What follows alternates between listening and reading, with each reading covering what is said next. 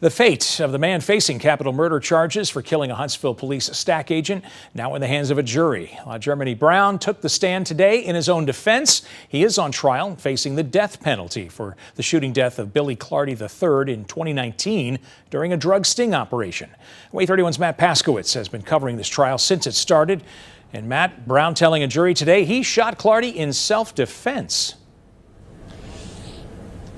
Hey Dan, LaJeromeny Brown says during his testimony that if he would have known when he pulled the trigger he was going to be shooting a police officer, he says he wouldn't have fired that gun.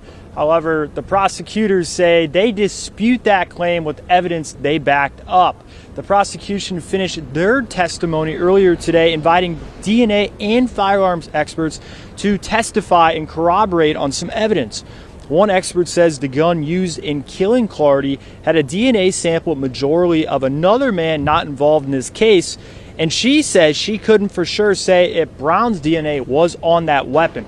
Brown's defense team then tried to have the case thrown out 2 separate times over a lack of evidence, but a judge each time declining those motions. Defense attorney Bruce Gardner then announcing Brown would testify. Brown explains he saw a silhouette with a gun when he entered the home on Levert in December of 2019, and then he says he fired in hopes of not being killed or robbed. The main argument Brown used was that police never identified themselves.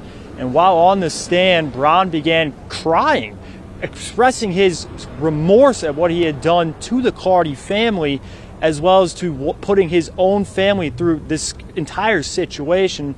And as Dan, you mentioned earlier, the jury is now having to decide whether or not they are going to find LaJeromeny Brown guilty of capital murder. They're expected to return back here at the Madison County Courthouse at 8:45 a.m. in the morning to decide his fate.